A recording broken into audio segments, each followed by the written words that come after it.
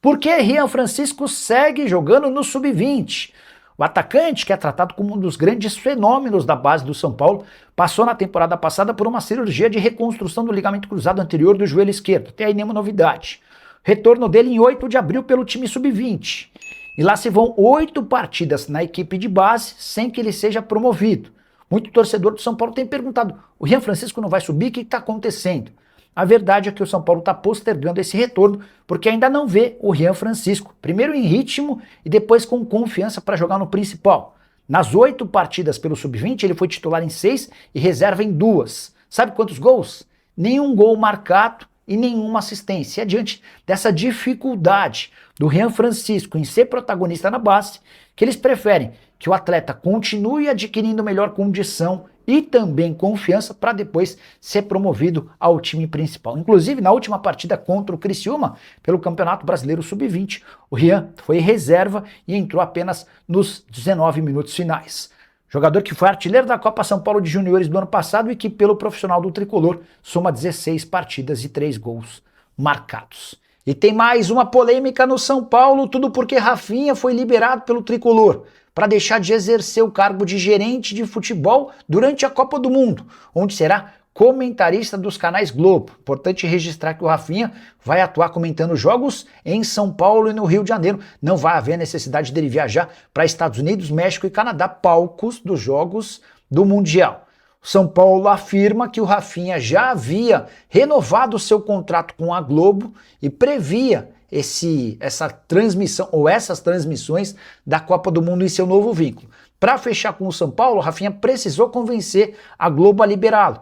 E, como contrapartida, a Globo exigiu que o Rafinha auxiliasse na cobertura da Copa do Mundo. São Paulo concordou, contratou o ex-jogador no meio desse primeiro trimestre e, diante desse cenário, ficou combinado que o Rafinha seria liberado para exercer a função de comentarista.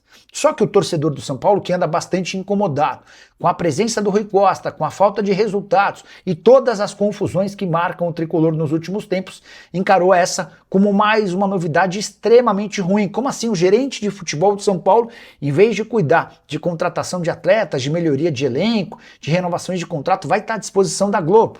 São Paulo lembra que esse acordo já estava firmado quando ele aceitou trocar a Globo pelo São Paulo. Você tem opinião sobre o tema? Use o espaço para comentário e registre o que você pensa. Só é importante completar que o São Paulo enfrenta o Boston River nessa terça-feira, em último jogo decisivo da Sul-Americana, com um monte de problema.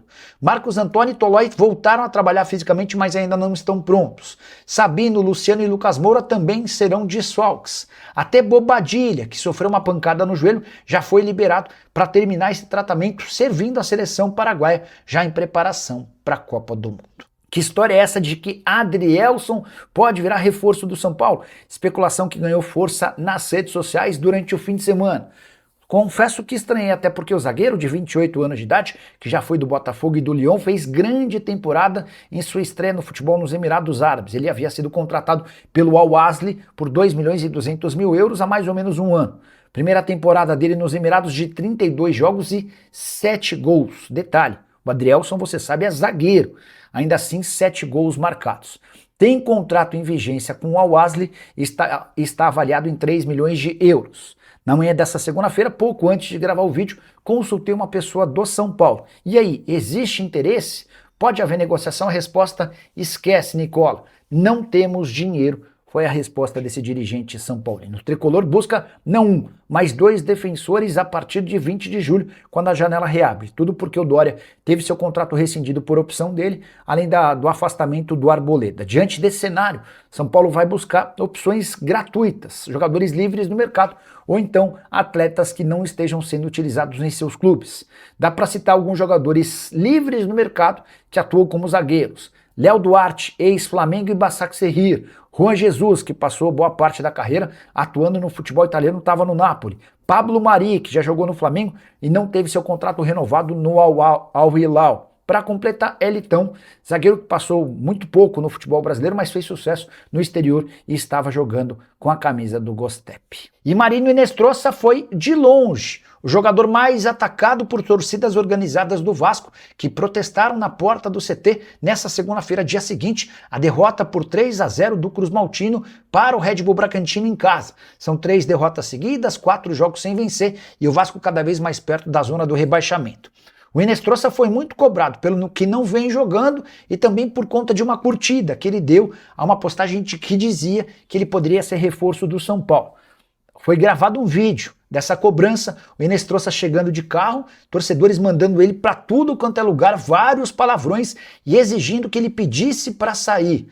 Vale a lembrança de que o atacante colombiano, contratado por cerca de 30 milhões de reais, tem 18 partidas na atual temporada, nenhum gol e nenhuma assistência. Muito mais reserva do que titular. Contra o Red Bull Bragantino, o Inestrosa nem sequer foi relacionado. O Cauã Barros, volante do Vasco, foi um dos poucos poupados nesse protesto, mas o próprio Cauã fez um meia-culpa e em conversa com os torcedores admitiu que também precisa ser cobrado. Afinal de contas, o Vasco vai mal por um todo ou de forma completa.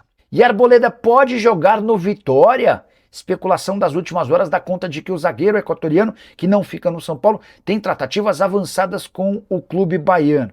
Confesso que achei a história estranha, até porque a matéria dizia que o Arboleda iria por empréstimo e que o Vitória teria ajuda do São Paulo com parte dos pagamentos. Entrei em contato com o Sérgio Papelin, que é o executivo de futebol do Vitória, e o Papelin garantiu que não há nenhuma chance desse negócio acontecer. Primeiro porque hoje o Arboleda tem pelo menos 10 sondagens de times do Sul e do Sudeste. Depois, porque o Vitória não poderia ser responsável por arcar com R$1 milhão por mês a que tem direito o Arboleda.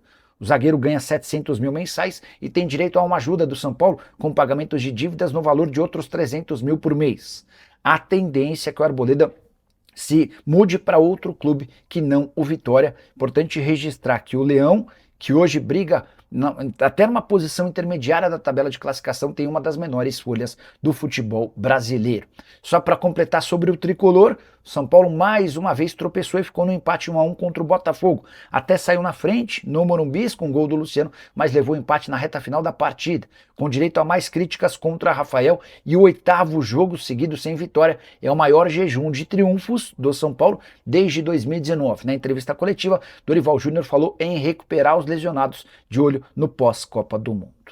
E informação exclusiva, o atacante René, que pertence à Portuguesa e está emprestado ao Vitória, é alvo de 2 clubes grandes de São Paulo. Os nomes desses times não foram revelados. O que eu posso te assegurar é que ambos pretendem comprar o jogador na janela de julho.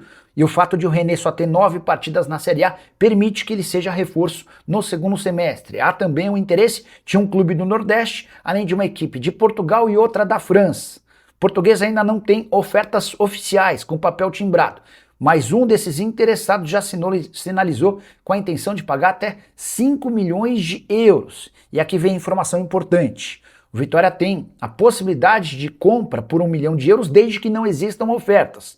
Se essa proposta de 5 milhões de euros se confirmar, ou o Vitória cobre a proposta ou é obrigado a liberá-lo ficando com apenas 10% da taxa de vitrine, que é um valor que funciona como uma espécie de bonificação ao time que deu visibilidade ao atleta. O René é o segundo atacante com mais gols na temporada entre todos os jogadores que disputam a Série A. São 16 gols para o centroavante, que só está atrás do Pedro com 18. René, pelo Vitória, tem 15 jogos, 9 gols e uma assistência. Temporada espetacular de alguém que tem só 22 anos de idade.